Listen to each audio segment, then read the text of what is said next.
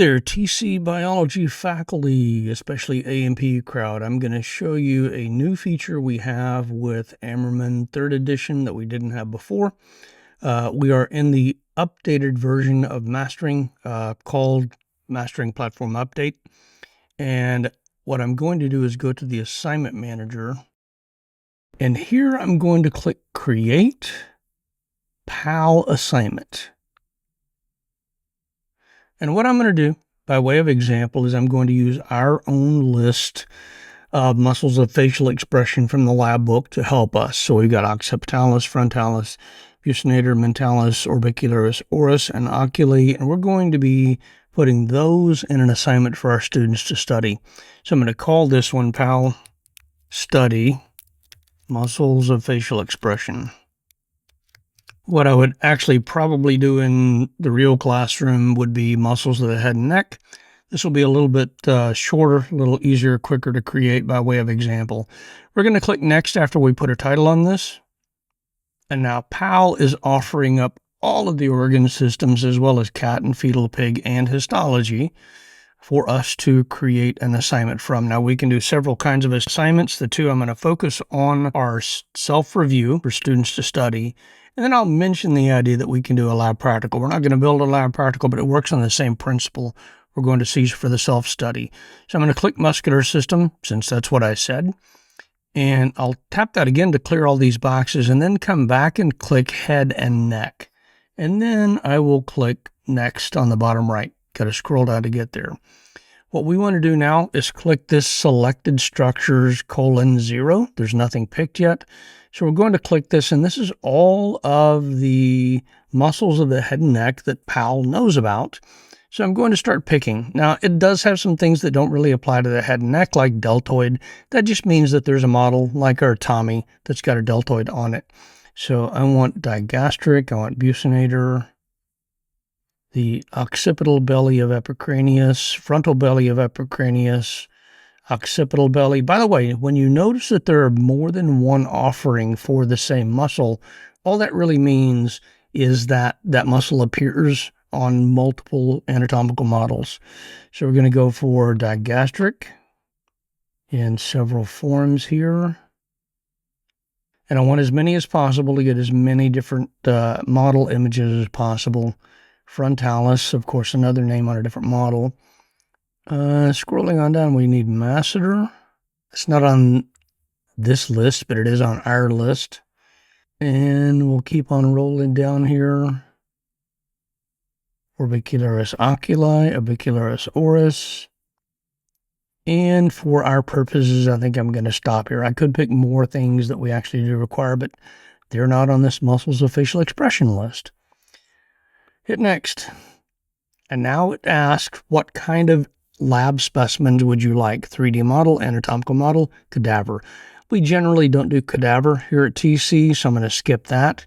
3D model would be wonderful, but it actually is not available to assign yet. I've been told that that's coming soon, so we can look forward to that. For now, I'm just going to go with anatomical models and click Next.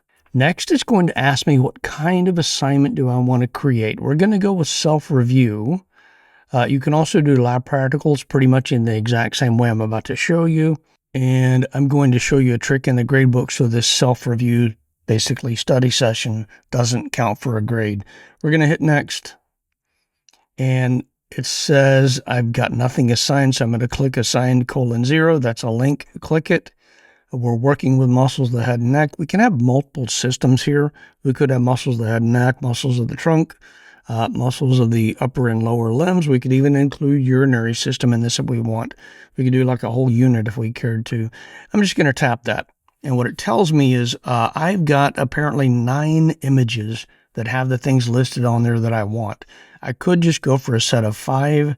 Unless this all number is crazy big, I like to go ahead and look at all of these. So what I'm going to do next is hit complete. And it's giving me sort of a named list of what's here, like superficial muscles of the head and neck, anterolateral view 1, anterolateral view or anterior view 2. Those names aren't all that helpful, and I could click each of them in turn and pop them open. What I find to be the most useful, though, is here at the top right, I'm going to click the eyeball, and that's going to pop open the first item and I can see the model. I can show the labels. We'll scroll up, and you can notice off to the side that it primarily is listing the items that I said I wanted. You will find occasionally a few additional muscles labeled, a few other items, but it is largely limited to the list that I've selected. Also notice that right now we do not have leader lines. I'm told that those are coming. So from the label over to the structure, we're going to have a leader line. Also, if I click one of these, epicranius frontal belly, I get a nice pronunciation. And what I'm going to do now is say next, and look at the next picture. Actually really like the digastric on that one. If there happened to be an image that you didn't like, you can hit delete. Frankly, I've found very few of these that it comes up with that I don't like. Nice little mentalis on that image.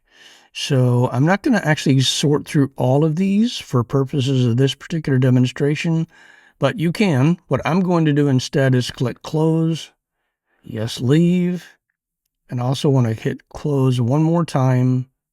Yes, I'm sure. And it will bring you back to this list that we started with. I'm good with those. I'm going to hit schedule. And I don't have to put a date on this now. I could just click save and then drag it on the calendar. I'm going to go ahead and hit due on the 23rd and hit save and assign. And at that point, we have it ready. I'm going to grab that and move that over to the 28th. I think I already had it on there, but we'll leave that. That's fine. And what I want to show you next is my trick to make sure that does not count toward the grade. It truly is just for my students to study. I'm going to do that with the instructor gradebook and then change weights and scroll down, and muscles of facial expression, I'm going to click this box to omit that from the gradebook. So that will not count, and my students have a nice study session. Where I pick self-review, if instead I had picked lab practical, that would be fill in the blank, and I probably would leave that assigned in the gradebook by not checking omit results, and my students could actually have a lab practical that they could do for a grade. That is creating assignments in Practice Anatomy Lab. Should you decide you'd like to take a look to see how well students are working on these assignments, we can take a look at the gradebook, and we see the class roster down here. I'm going to click on my fake student, and then I see all the items here. And near at the top, I've got a epithelial tissues PAL study review that I had set up, and I worked that as my fake student. And it looks like I have one attempt. I scored 100%, which means I completed it. I spent a total of 7 minutes and 17 seconds. It shows me the day and time I started and the day and time that I stopped working on this.